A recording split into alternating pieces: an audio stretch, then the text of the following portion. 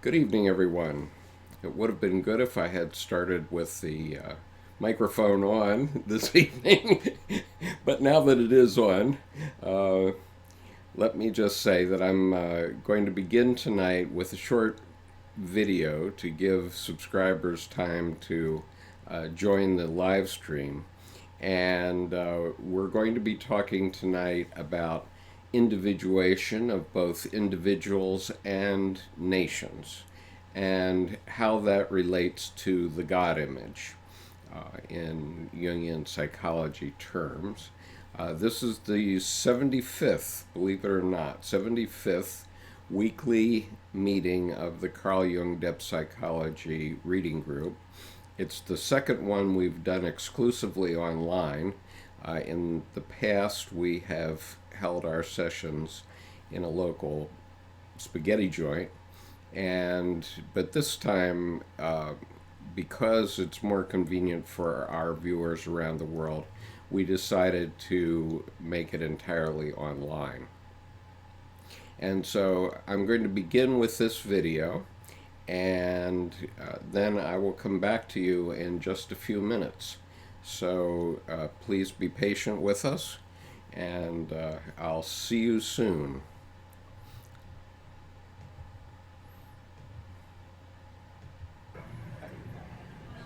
I sort of see it in the context of what the United States has become perceived to be, at least unconsciously, for other people in the world, because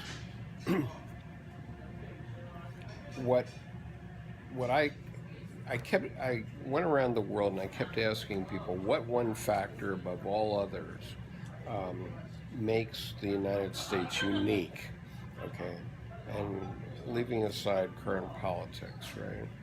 And what I finally came up with was that it's our diversity, and because we all have a different idea of what's right, okay, and what's moral. We all have different ideas, but we're made up of every nationality, every race, every culture, every idea in the world exists in the United States, right? And so what happens is God emerges in a way. I mean, I think this is the way he's thinking about God. God emerges. It's the transpersonal self. It's what's right for everybody. Uh, because the good ideas come to the top and the bad ideas get argued out of the system. So it no, really, but it's, That's a good idea, but I don't think it's happening. it is happening. It is happening. It will happen. And, I mean, it looks, Bill, I acknowledge that it looks gloomy right now, right?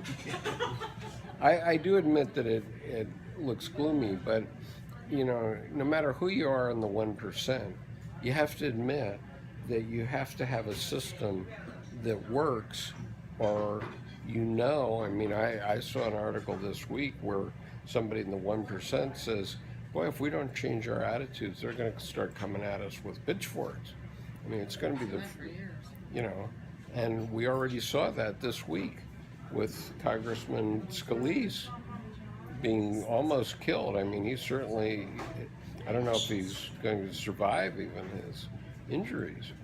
And so that's the modern equivalent of coming at these guys with pitchforks, right? Yeah, I keep wondering why there aren't gangs, armed gangs running around sometimes.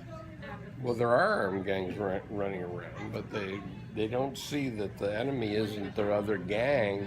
It's the enemy is sitting somewhere else, right? Um, But I'm not sure what this has to do with Joe. But well, anyway, no. But what I'm saying is the emergence of of a better representation of the way humanity should be, the transpersonal self. I mean, I'm finally getting it from Edinger's discussion of the God image as the transpersonal self.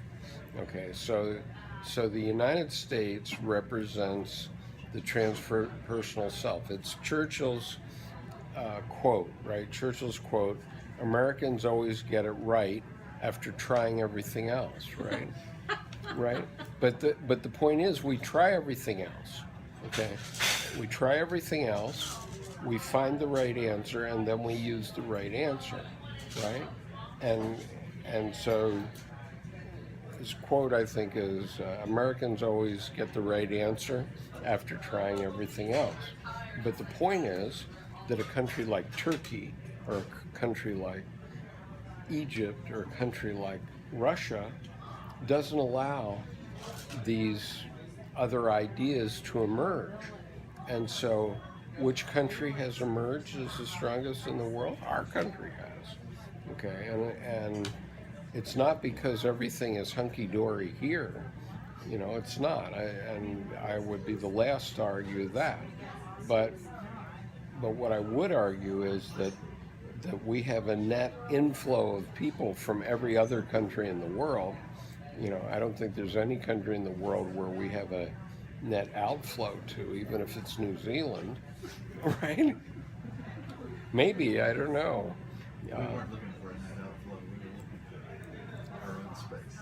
Okay, but when you went to New Zealand, how many other Americans did you find that very few Americans that wanted to come to New Zealand? But North, South Africans, Germans, Brits, hardly any Americans. okay. Maybe it's just one other family, American family. Maybe two. Okay. And they complain. And They that- were there and they complained. They complain about New Zealand. Yeah, so they wanted to go back. They were complaining it wasn't like America. So you all managed to come back to America, right? You all managed to come back There's to no America. interest in who they were. They just wanted, they did have McDonald's there, so I guess they were. Well, it is unconscious, right? It is unconscious. Well, I'm talking about this net immigration formula. Okay, that the United States has a net immigration from every other country in the world. Okay, and that wouldn't happen if there wasn't a net belief that we've got the right answer somehow. But it's sort of like that little streak you put in the water, so it started coming through, and then the whole thing. Well, the New World didn't have anybody here, so they put that little line in, and everybody started coming, and then we've got a momentum, Right. and that momentum Sure. really hasn't stopped. Right, and it's not going to stop. That's the dynamism of the country. I mean, listen to this. Right, the dynamism of the country is that we can have this little group here, and we can talk about some crazy German or Swiss German that died 50 years ago, more than, and I don't know, and apparently in some countries in the Middle East, at least women can't even talk about this stuff. I don't know if the men can. That's frightening to me.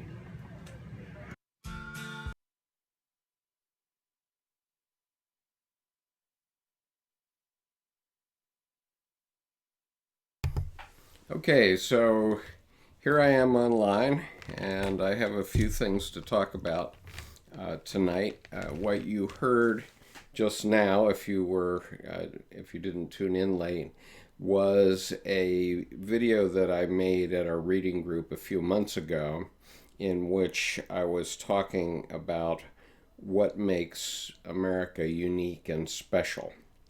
And this is directly related to individuation. And please feel free on the chat on YouTube to say hello so that I know you're there and I can identify you. And I do have a few people here, and I have a couple of followers on Periscope that are watching this evening. And what I'm going to be talking about in part this is partially a review for new people and partially new material about religion and psychology, because what I'm going to be talking about is individuation, which is your individuation, and then I'm going to be talking about how this relates to an entire country or humanity itself. And this is pretty intense stuff. I hope you'll enjoy it. So first I want to very briefly review individuation. And in order to do that, I want to show you something very simple, an oak tree.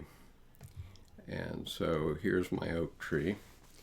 And the significance about an oak tree or any other living creature is that every creature knows how to become itself.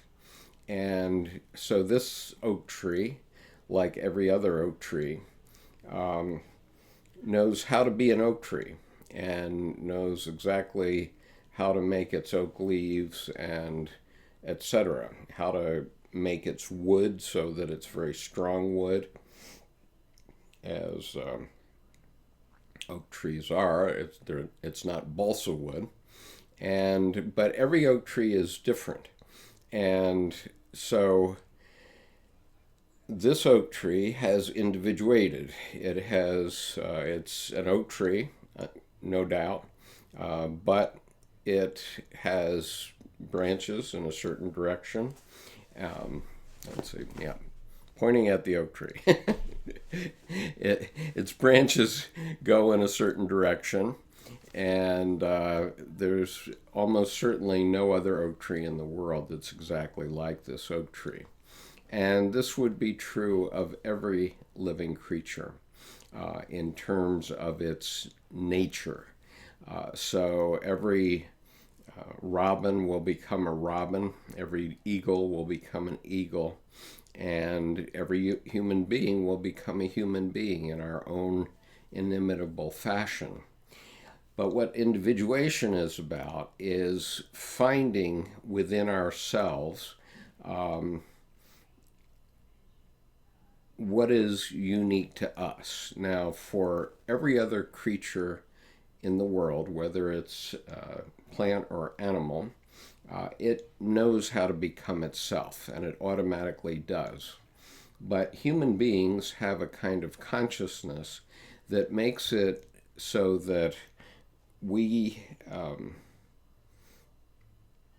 sort of suppress what we are, and that begins almost immediately, almost at birth.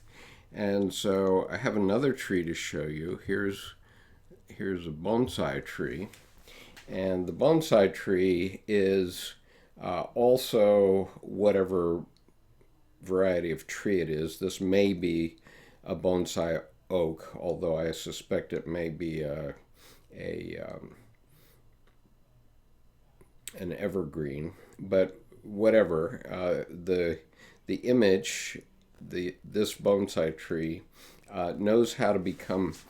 I need to move so that I stay in the center of the picture here. It knows how to be, well, it doesn't know how to become a bonsai tree. What happens is that it is an actual living tree. It needs to have nutrients and sun, just like every other living tree of this variety. And there are bonsai trees of most varieties of trees. But what happens to this tree is that it is trimmed back, and it keeps getting trimmed back in what the Japanese believe is an artistic kind of way, so that it does not grow. Its growth is stunted, and it's artificially stunted. And this is what happens to humans, and it's what happens to us in our society. And so in order for us to become like the natural oak tree above, then we have to learn how to listen to our unconscious, because all these processes that are occurring and these psychic processes, unconscious processes, are going on all the time in every living being, whether it's a plant or an animal, and in us. And so we need to learn how to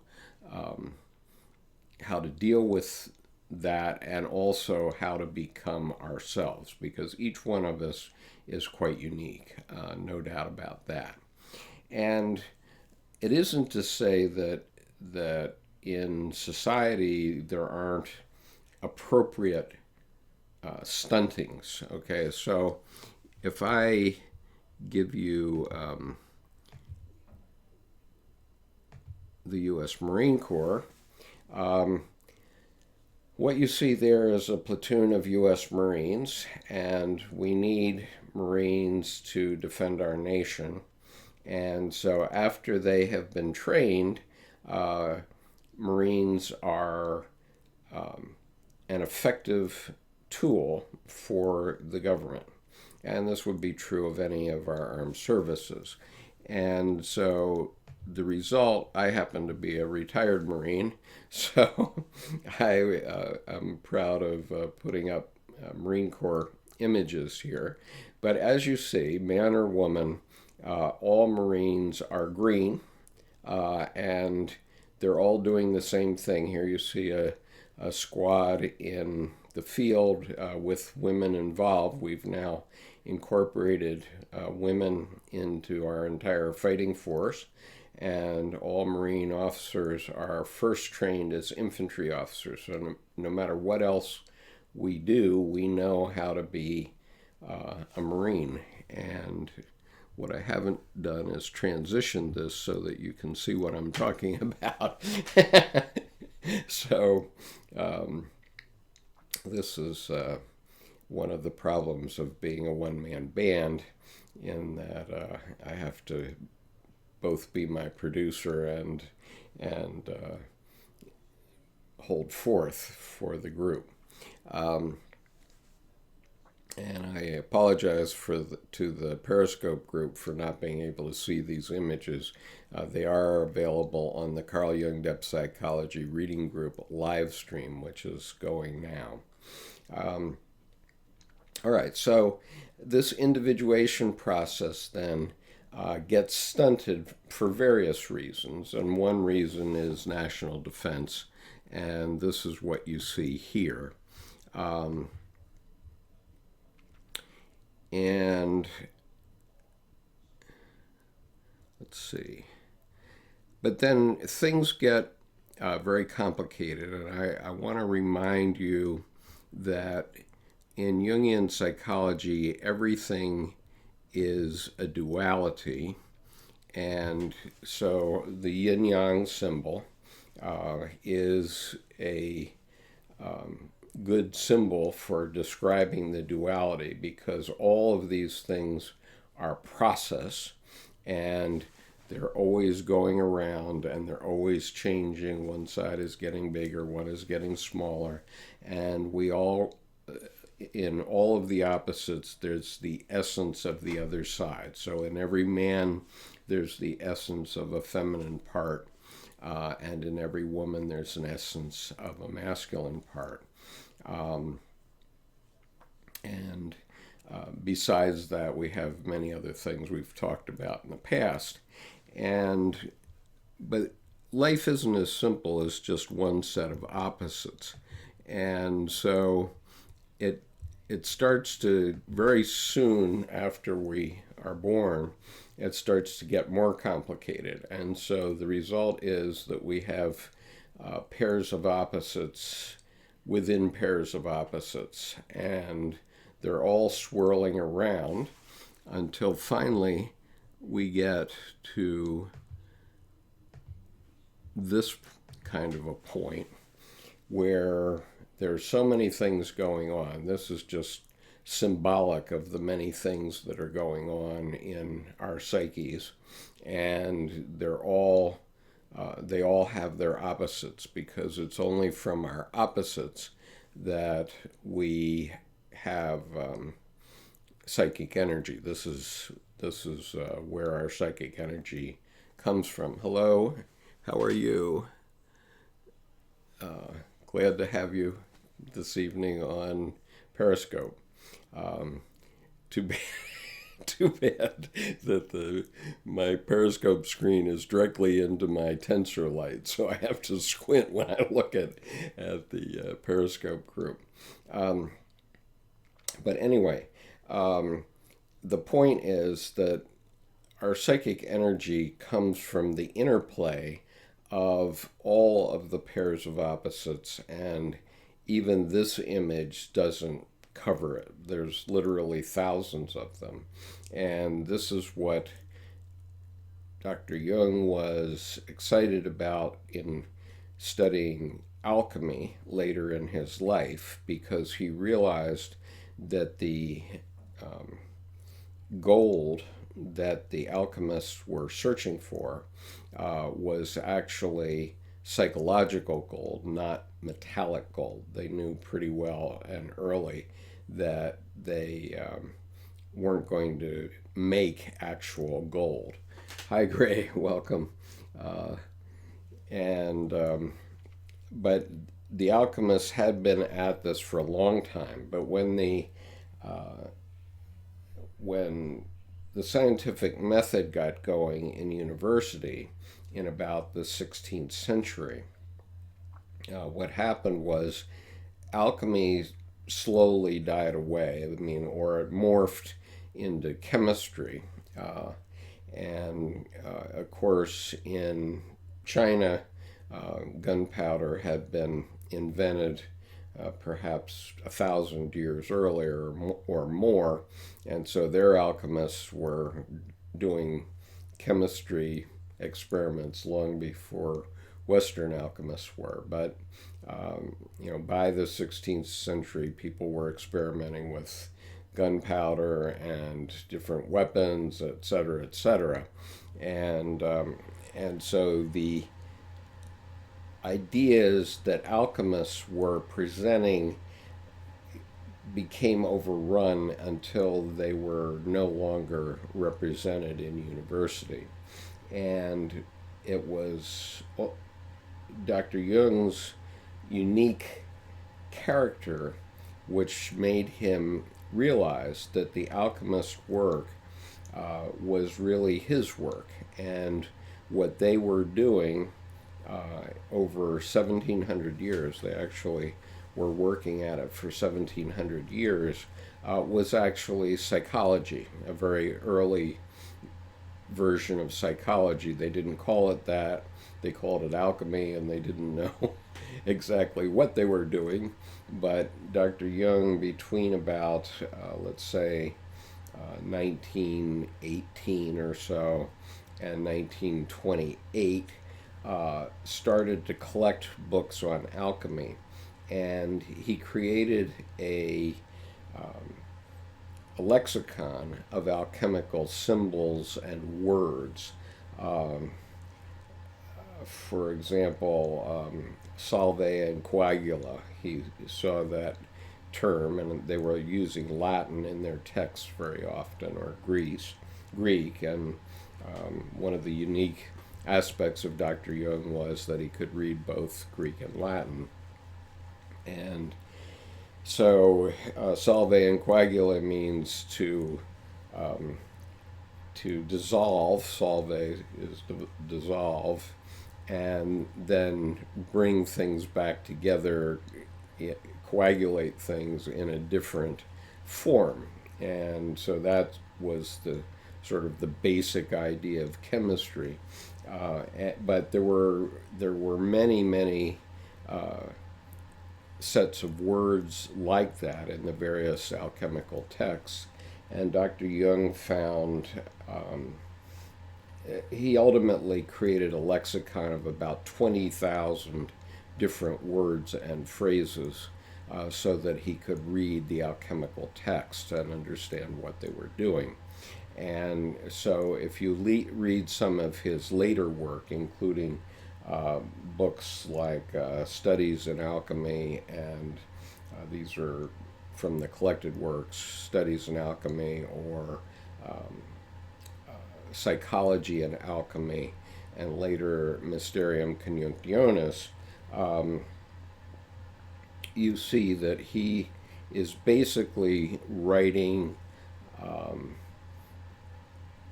an evolution of the human psyche. That's what he's doing.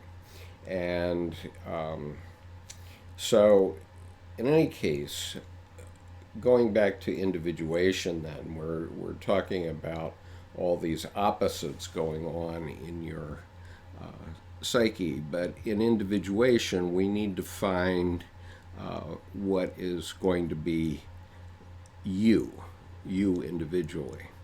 And so I like, symbolically, I like to use this image. This is Michelangelo's David. And in Michelangelo, and the point about this is that David was always in this block of marble. Okay, that block of marble was probably sitting in some quarry underground in Italy for 4 billion years, maybe. And David was always in there. And finally, at Michelangelo's time, long before Michelangelo started to work on this sculpture, this block of marble was put next to a cathedral in Florence with the idea that it would be a great statue one day. And two other sculptors made attempts at starting on it. Both failed. And then Michelangelo took it up. And it took him 4 years. But in the 4-year period, he chipped away. And gradually he freed David from this stone in which he had been trapped for billions of years, literally. And this was, metaphorically, you can think of this is what you're trying to do with your own psyche in terms of individuation. In other words, many things happen to you, begin to happen to you. First of all, you're not tabula rasa. You're born with archetypes. You're born with functions that work. I presume everybody that is an adult and therefore can follow this conversation has working parts like every other human being, whether male or female, and all of those things were delivered on the day of your birth. And so your urges for hunger and so on were all there. Your sexuality was not yet manifest, but it was certainly there in its seed form. And all of those things were based on DNA that had been developing for millions of years. And so now, once you're conscious or awake, let's say, and you have gone through enough education so that you can feed yourself and do a few other things, then it's your job to figure out who you really are. And what Dr. Jung's emphasis was that you are not normal, okay? And what he found in his examining room is that many people think of themselves as, or they're upset because they feel they are not normal. And one of the great consciousness raising tricks that Dr. Jung taught his followers was to show people that nobody's normal, that it's normal not to be normal. Okay, and his point was that statistics and the scientific method, materialism, had created a attitude in the world that suggests that there is normality and there is averages, and so we can talk about the average American. And you heard my little soliloquy at the beginning of this video where I was talking in our reading group about what makes the United States special, and we can talk about that some more later on. But the point is that things happen to you. Some of them are random. Some of them are not so good. And what you have to do is find out, based on what those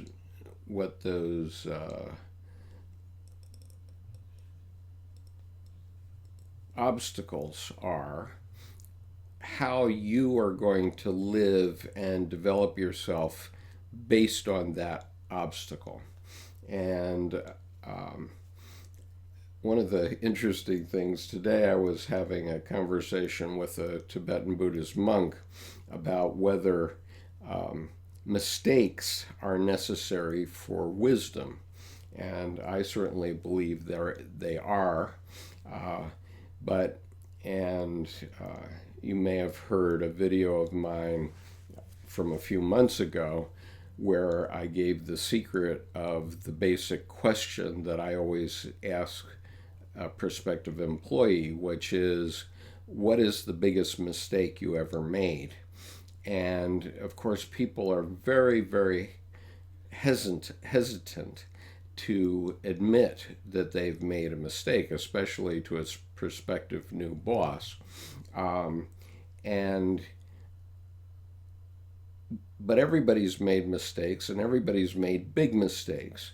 And so I know that if somebody answers with some little mistake, then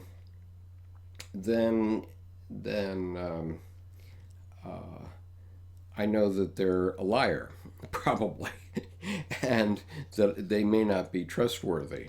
But if they admit to a big mistake, then I recognize that this person may have wisdom.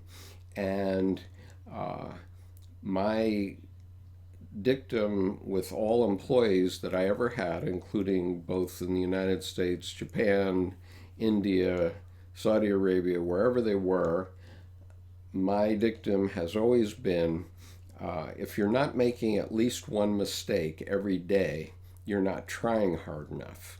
And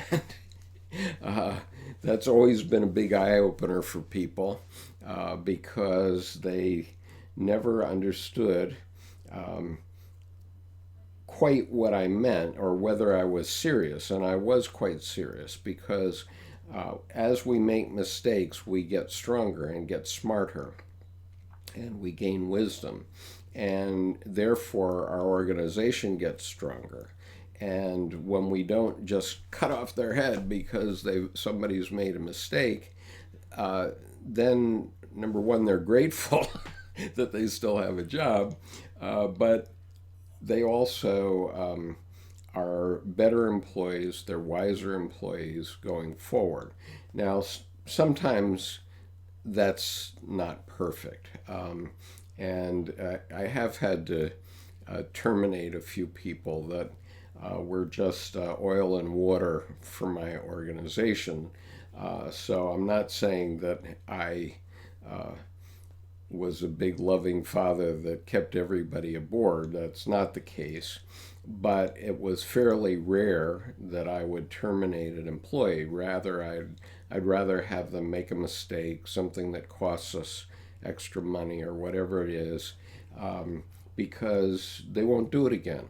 And if I employ someone new for that position, very likely it'll happen again. And so I'd rather have somebody that's sadder but wiser. And so, but that's also a part of individuation. And so, anyway,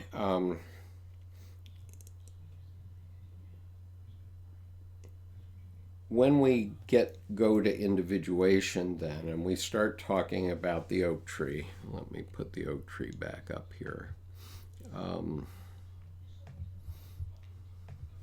Okay, so the oak tree is unconsciously becoming this individual oak tree, this one here. And in religious terms, you could say that God did that. One of the things that I think I can find in here fairly readily, I'm looking at Encounter with the Self by Edward Edinger, which is Edinger's discussion of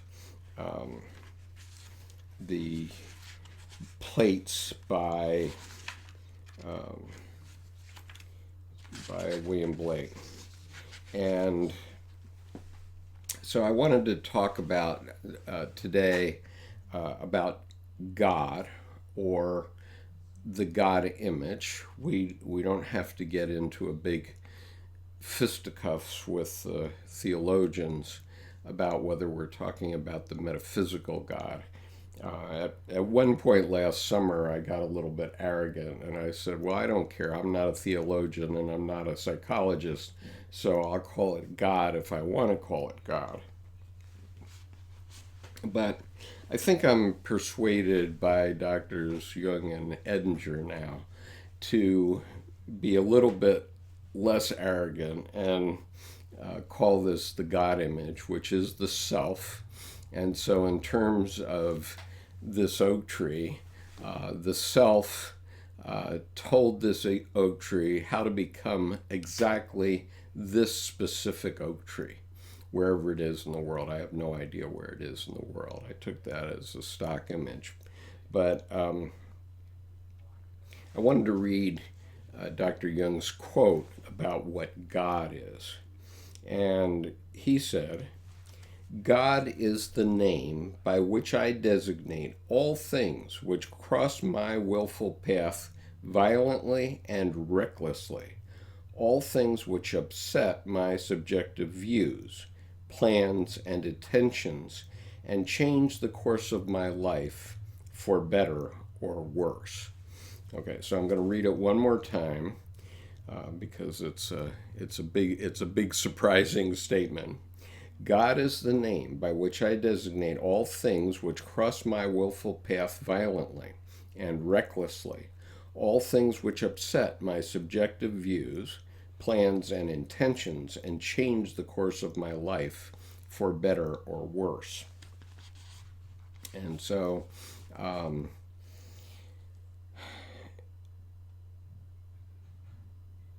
you could say that when I fell in 1990 and broke my leg, that was an act of God. And that act of God was telling me that the God image, the self, didn't want me to continue on to be a colonel and a general officer in the Marine Corps, and wanted me to focus on something else. And apparently, one of the things it wanted me to focus on was having this discussion this evening, 28 years later, and talking about what the God image is and what the self is. And so what I want to say first is that fundamentally, it is that unconscious part of you that wants to make you the human equivalent of this oak tree. this unique oak tree. You are unique. And so, as I was saying earlier, Dr. Jung was talking about individuation, and saying that one of the biggest helps he had for his clients was telling them that they didn't have to be normal. And so I have another quote here that is somewhat on point.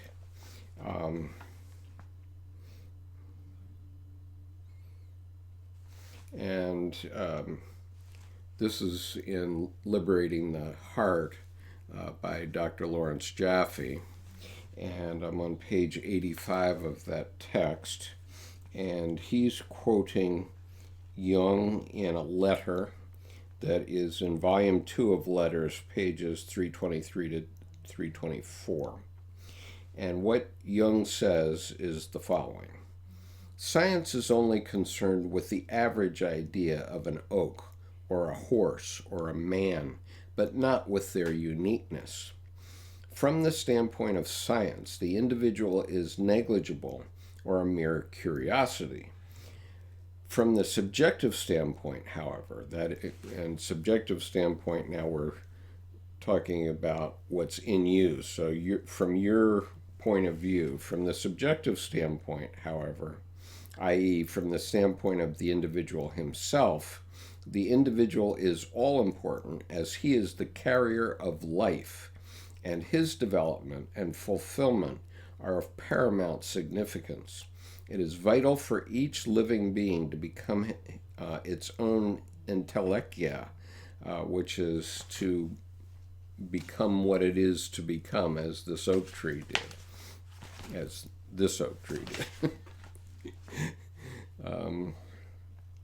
Okay, and to grow into that which it was,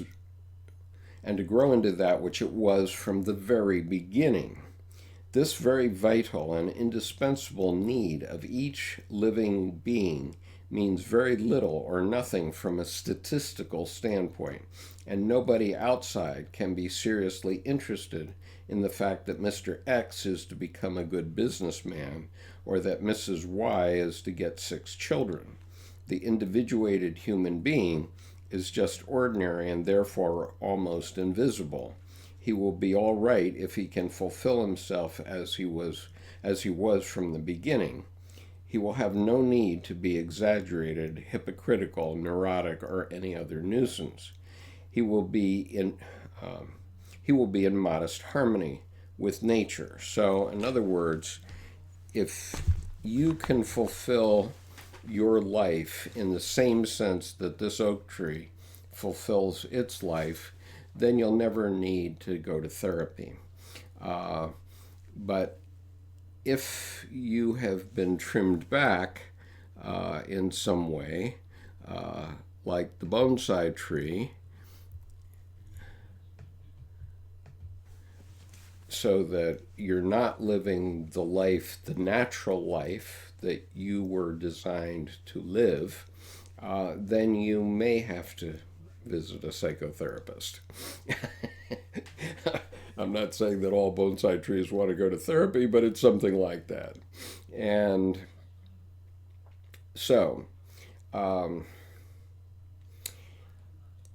also Dr. Jung really hated mathematics, but he hated statistics. He didn't hate numbers because he considered numbers symbolic, and some simple arithmetic as symbolic. But he didn't like statistics because it tended to make averages. And so he says, if you look at all the pebbles in this stream, maybe, or all the rocks in a stream that you're standing next to, maybe the average size of all the rocks is weighs 4 pounds. Okay, so that includes boulders that are 2 tons, and it includes little pebbles that might be an ounce or 2. But the average weight of every rock that you might pick up out of the stream might be 4 pounds, or it could be any number, whatever the average is. But at the same time, you may never find in that stream any pebble or rock that's exactly 4 pounds. You wouldn't. And, or, very unlikely that you would. And so, when we talk about something like the Marine Corps, we're all different. We all come from different walks of life and so on. And you see that difference in this image, but here you see that we're all alike. So,